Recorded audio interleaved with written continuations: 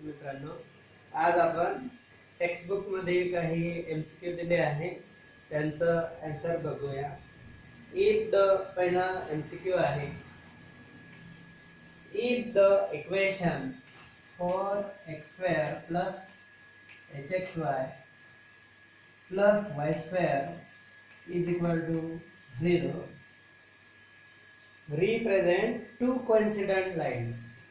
Represent two coincident lines. ह्या दोघं line coincident आहेत, तर h इज इक्वल टू किती ते आपल्याला काढायचं आहे. तर ऑप्शन दिले आहे, a दिले आहे +-2, b दिले आहे +-3, c दिलेला आहे +-4 आणि डी दिलेला आहे +-5. आता याच्यामध्ये कोइन्सिडंटची कंडिशन जी आहे आपली प्रॉपर ती अशी आहे, a² - ab = 0. if the lines are coincident, a² - coincident or parallel, a² - ab is 0. पण इक्वेशन कसं असतं, ax² + 2hxy plus by² is equal to 0. असं जर का इक्वेशन असेल, असं इक्वेशन असेल आणि त्या लाईन्स कोइन्सिडंट असतील तर ही कंडिशन आहे. पण तुम्हाला हे जरा इक्वेशन थोडं बदलवून दिलं आहे. h जो आहे, h इथे 2h आहे, म्हणजे 2h असला तर h असतो इथे. म्हणजे आपल्याला आता कंपेअर केलं, समजा आपण असं करूया, हे जिथे दिलेलं इक्वेशन आहे ते आपल्याला कॅपिटल सी कंपेअर करावं लागेल आता, कारण h तिथे पण h आहे आणि इथे पण h आहे, पण हा 2h आहे, इकडे फक्त h आहे. मग आता याच्याशी कंपेअर केलं तर काय होईल, कॅपिटल A म्हणजे 4a, कॅपिटल H किती येईल का 2h, आणि हा 2h म्हणजे स्मॉल h आहे, त्याच्यामुळे h ची कॅपिटल H ची किंमत h/2 येईल आणि b ची किंमत 1 येईल. a आणि b ला काही अडचण नाही, पण तिथे h नाही आहे आणि म्हणून आपल्याला ती कंडिशन आता हे कॅपिटल साठी जी कंडिशन आहे ते a² - ab = 0 मिळेल. हे याच्यासाठी आहे आणि या इक्वेशन साठी, ह्या इक्वेशन साठी तुम्हाला काय आहे, a² - ab = 0. आता h² म्हणजे काय, h/2 ab 4 * 1 = 0. म्हणजे काय आलं, a²/4 = 4, so a² = 16 and therefore h is +-4. असा आहे. म्हणजे आन्सर किती आहे आता, आन्सर इज सी. कारण इथे हे चुकण्याची शक्यता आहे. आपण कंडिशन ही घेऊन घेणार, इथे 2h असला तर h घ्यायचं आहे आपल्याला, म्हणजे हीच कंडिशन वापरायची झाली तरी पण आपल्याला काय करावं लागेल, मग यावेळेस h/2 करावं लागेल. म्हणजे हे इक्वेशन जरी राहू दिलं आपण आणि डायरेक्ट लिहिलं तर h नाही घ्यावं लागेल, h ठिकाणी काय घ्यावं लागेल तुम्हाला, h/2. अदरवाइज तुमचा आन्सर ए येऊन जाईल तुम्ही जर डायरेक्ट h घेतला तर, कारण इथे 2h नाहीये, म्हणजे h 2h ऐवजी फक्त h आहे. मग ते इक्वेशन मध्ये जो h असतो तो काय घ्यावा लागेल आपल्याला, h/2. हे बघा इथे h/2 आलेलं आहे, तर तसा फरक आहे, अदरवाइज ते चुकलेलं असणार. नंतर दुसरं एक्झाम्पल बघू आपण. सेकंड एक्झाम्पल आहे, if the lines represented by kx² - 3xy + 6y² = 0 are perpendicular. हे काय आहे, परपेंडिक्युलर आहे. तर k ची किंमत किती, असं विचारलंय. Then find the value of k. Then k is perpendicular to each other. Then k is, आता पहिला ऑप्शन दिला आहे हे आपण कायम ठेवूया ए बी सी डी असंच. तर पहिला 6 -6 3 आणि -3 असं दिलंय. आता परपेंडिक्युलर म्हणजे काय, a प्लस बी 0. व a ची किंमत k आहे आणि b ची किंमत 6 आहे. So k is equal to -6. a plus b 0 म्हणजे काय, परपेंडिक्युलर. किंवा परपेंडिक्युलर म्हणजे काय घ्यायचं, a प्लस b 0. आणि पॅरलल म्हणजे काय घ्यायचंय, मागच्या एक्झाम्पल मध्ये होतं a² मायनस ab 0. तर इथे k ची किंमत येईल -6 आणि म्हणून उत्तर आहे बी option -6. Then third equation is auxiliary equation of 2x² plus 3xy minus 9y² is equal to 0 is ... आता आपण ऑक्झिलरी इक्वेशनच लिहू डायरेक्ट. 4 ऑप्शन दिले आहेत तिथे, ऑक्झिलरी इक्वेशन वेगळे दिले आहे. तर नेमकं ऑक्झिलरी इक्वेशन कोणतं येईल ते आपण बघू. आता हे जे इक्वेशन आहे आपलं नेहमीचं ax² plus 2hxy plus by² is equal to 0. या इक्वेशन साठी ऑक्झिलरी इक्वेशन काय आहे ते bm² plus 2hm plus a is equal to 0. हे ऑक्झिलरी इक्वेशन आहे. तर b किती आहे इथे -9m -9 m², 2h म्हणजे 3 आहे 3m प्लस a म्हणजे 2 आहे. So this is the auxiliary equation. पण हे ऑप्शन मध्ये दिलेलं नाही. तर ही जे टर्म आहे ती प्लस केलेली आहे, राईटला 0 आहे, मायनस साइन ने गुणलं तर 9m² - 3m - 2 is equal to 0. असं तुम्हाला ऑप्शन नंबर बी मध्ये दिलेलं आहे. ऑप्शन नंबर 4 ऑप्शन आहेत त्याच्यापैकी बी ऑप्शन उत्तर आहे. त्याच्यानंतर पुढचा एमसीक्यू आपण बघू. पुढचा आहे इफ टू लाइन्स ह्याच 2 लाइन्स नेहमीच्या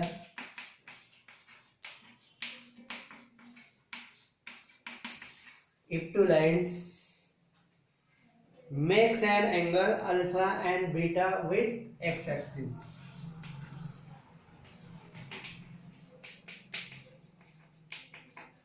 त्या 2 लाइन्स आहे यामध्ये, त्या x ऍक्सिस ची अल्फा आणि बीटाचा अँगल करतात. Then alpha plus beta, tan of alpha plus beta आपल्याला काढायचं आहे. तर ऑप्शन दिले आहे h upon a plus b, h upon a minus b, 2h upon a plus b आणि 2h upon a minus b असे 4 option दिलेले आहे. तर alpha and beta are the angle made by the line with x axis आहे. म्हणजे tan अल्फा and tan beta slope आहे. X axis केलेला अँगल म्हणजे काय, एक्स ऍक्सिस केलेला अँगल म्हणजे इन्क्लिनेशन. जर इन्क्लिनेशन अल्फा असेल तर स्लोप काय तो tan अल्फा. इन्क्लिनेशन थीटा असेल तर स्लोप काय येईल tan थीटा. इन्क्लिनेशन 60 असेल तर त्या रेषेचा स्लोप काय येईल tan 60 म्हणजे √3. असं आपण काही एक्झाम्पल मध्ये बघितलं आहे. तर अल्फा आणि बीटा त्या 2 लाइन्स आहेत. पहिल्या रेषेचं इन्क्लिनेशन अल्फा आहे, दुसऱ्या रेषेचं इन्क्लिनेशन बीटा आहे. तर आपल्याला tan अल्फा प्लस बीटा विचारला आहे. तर tan अल्फा म्हणजे पहिल्या रेषेचा स्लोप m1 होईल आणि tan बीटा काय होणार m2. पण आता या रेषेसाठी m1 प्लस m2 काय येतो minus 2h upon b. This relation is important that we have seen in most of the examples. And m1 m2 किती येतो a अपॉन b. याचा अर्थ tan alpha plus tan beta म्हणजे किती आहे minus 2h upon b. tan alpha plus tan beta म्हणजे m1 plus m2. पण m1 plus m2 किती राहतो मायनस 2h अपॉन b. आणि m1 m2 म्हणजे काय tan alpha into tan beta म्हणजे m1 m2 येते तो m1 m2 येतो a अपॉन b. आता तुम्हाला अल्फा प्लस बीटा विचारला tan, तर tan अल्फा प्लस बीटा मग फॉर्म्युला काय आहे tan a plus tan b म्हणजे काय tan alpha plus tan beta upon 1 minus tan alpha tan beta. tan a plus b वरून आता tan अल्फा म्हणजे काय आहे m1, tan बीटा काय आहे m2, 1 मायनस m1 m2. मग तुम्हाला काय करावं लागेल m1 प्लस m2 किती minus 2h upon b, 1 minus m1 m2 a upon b. मग याला जर सोडवलं आपण तर काय होईल minus 2h upon b minus a होईल. लक्षात घ्या आणि मग हा b आणि b कट होईल. जर हे आपल्याला a मायनस b असेल लिहायचं असेल तर ही साइन ऍब्सॉर्ब जाईल minus 2h upon a upon b लिहू शकतो. म्हणजे इथं उलट लिहिलंय मायनस मायनस प्लस झालं तर 2h upon a minus b हा डी ऑप्शन आहे ते त्याचं उत्तर आहे.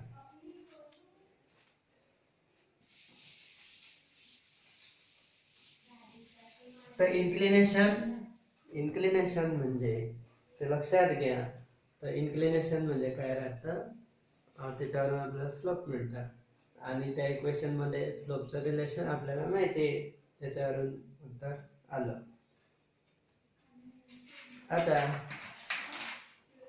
असं विचारलं आहे द जॉइंट म्हणजे combine joint equation of lines through the origin किंवा combine equation of line through the origin perpendicular to the line 3x² plus 4xy minus 5y² is equal to 0. म्हणजे आपण एक्झाम्पल पाहिले find the combined equation of line passing through the origin and perpendicular to the given lines. ह्या लाइन्सला ज्या perpendicular lines आहेत दोन perpendicular lines त्यांचं combined equation काय हे आपण याची एका 7 किंवा 8 नंबरच्या व्हिडिओमध्ये याची चर्चा केलेली आहे. तर मी काय सांगितलंय a आणि b ची अदलाबदल होते म्हणजे 5x² आणि इकडे काय आहे मायनस 3y² येईल a आणि b ची अदलाबदल. आणि इथे ही टर्म अशीच राहते पण काही वेळेस ते मायनस होते काही वेळेस प्लस होते. तर तुम्हाला आठवत असेल त्या व्हिडिओमध्ये मी सांगितलेलं आहे की हे जर विरुद्ध चिन्ह असतील म्हणजे प्लस आहे मायनस आहे किंवा मायनस आहे आणि प्लस आहे असं चिन्ह असेल तर मधली टर्म प्लसच राहते. आणि जर का सेम साइन असेल म्हणजे इथे प्लस राहिला असतं तर इथे आन्सर मायनस आलं असतं किंवा इथे मायनस आहे आणि इथे मायनस आहे तर इथे उत्तर मायनस आलं असतं. ते अपोजिट साइन असले तर प्लस सेम साइन असेल तर मायनस घ्यायचं आणि हे आपल्याला सोडवायची गरज नाही. डायरेक्ट अशा प्रकारे आपल्याला आन्सर मिळतं. ए आणि बी च्याला जर का हे अपोजिट चिन्ह असेल तर प्लस लिहा सेम असेल तर मायनस लिहा. तर ऑप्शन नंबर ए मध्ये ते उत्तर दिलेलं आहे. आता पुढचा एमसीक्यू आहे if the acute angle between the lines ax² plus 2hxy plus by² is equal to 0 is pi by 4. अशा प्रकारचं एक्झाम्पल आपण घेतलेलं नाहीये. तर आता ते एमसीक्यूच्या स्वरूपात होऊन जात आहे की या दोन रेषांमधील अँगल जर पाय बाय 3, पाय बाय 6 किंवा पाय बाय 4 यांच्यापैकी एक देतील तर 4a² इज इक्वल टू किती ते आपल्याला इथलं विचारलेलं आहे. 4a² is equal to ABCD असे ऑप्शन दिले आहे. तर थेरी म्हणून काय राहील, if the acute angle between the lines is pi by 4 then show that असं एक्झाम्पल राहील. म्हणजे 4a² ची जी किंमत मिळेल ते तुम्हाला show that म्हणून राहील. तर आता याचं उत्तर अगदी सोपं आहे. tan थीटाचा फॉर्म्युला किती, 2 * √a² - ab upon a + b. tan theta म्हणजे किती आहे, पाय बाय 4 किंवा काही वेळेस पाय बाय 3 देतील, काही वेळेस पाय बाय 6 देतील. 2 * √h म्हणजे hच आहे, a² - ab upon a + b. कोणतीही किंमत आपल्याला दिली नाही. हा पाय बाय 4 म्हणजे 1 होईल आणि आपल्याला स्क्वेअरिंग केलं आपण, squaring we get 1 is equal to 4 into bracket a² - ab upon a plus b bracket square असं येईल.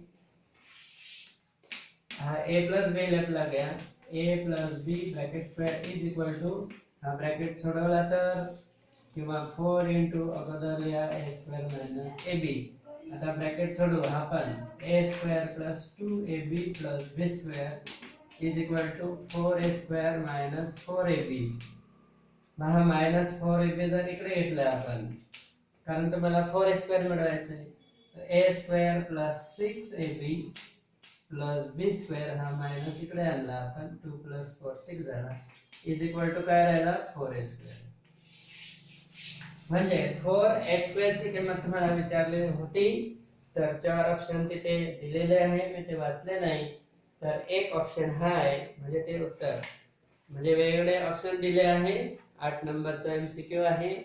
तर त्याचं उत्तर आपण जे मिळवलं ते बी ऑप्शन मध्ये दिलेलं आहे. बी ऑप्शन तुम्ही टेक्स्ट बुक मध्ये बघू शकता. नेक्स्ट एमसीक्यू आहे,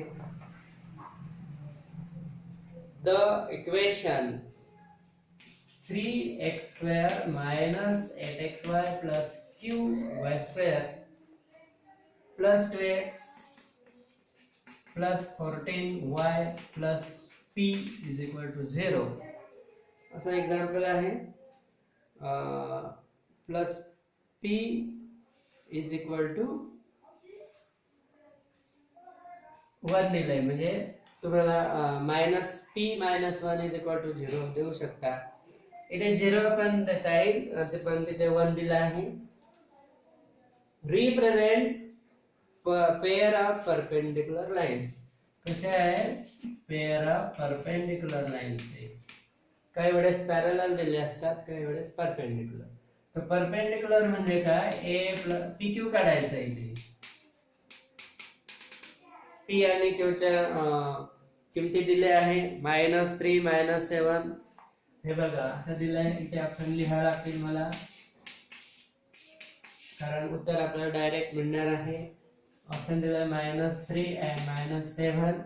दुसरा ऑप्शन आहे -7 and -3. तिसरा आहे 3 and 7. pq च्या किमती आहेत त्या. आणि चौथा आहे -7 and 3. p म्हणजे pq च्या व्हॅल्यू आहेत त्या.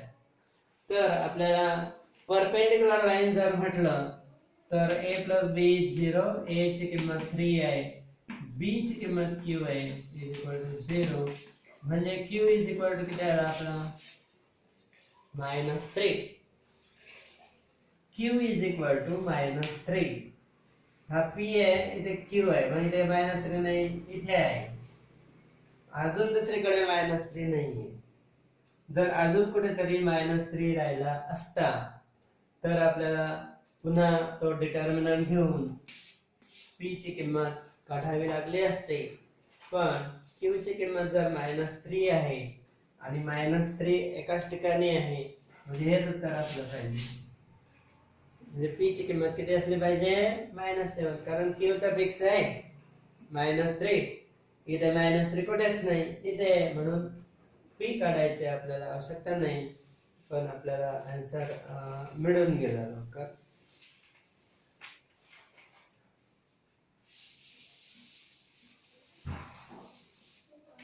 MCQ आहे combine equation of coordinate axes.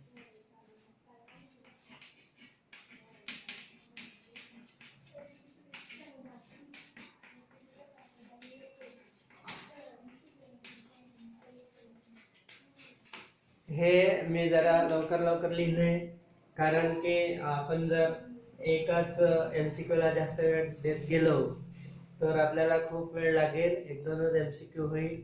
म्हणून मी खूप कमी लिहितो आहे आणि तुम्ही पण तशीच सवय ठेवायची आहे. तर आता काय करायचंय? Combine equation of coordinate axes. म्हणजे x ऍक्सिस ही एक रेषा आहे आणि y ऍक्सिस ही एक रेषा आहे, त्यांचं कंबाईन इक्वेशन. x ऍक्सिसचं इक्वेशन काय आहे? y 0 आणि y ऍक्सिसचं इक्वेशन आहे x 0 आणि त्यांचं कंबाईन इक्वेशन म्हणजे काय? yx 0 किंवा xy 0. xy 0 हे त्यांचं कंबाईन इक्वेशन आहे. तर सी ऑप्शन दिला आहे xy 0. पुस्तकाच्या पाठीमागे बी ऑप्शन दिलंय xy k हे उत्तर दिलंय, पण ते चुकीचं आहे. दिसतंय आपल्याला की x ऍक्सिस y ऍक्सिसचं इक्वेशन लिहिल्यानंतर त्यांचं कंबाईन इक्वेशन yx 0 म्हणजे काय येईल? xy 0.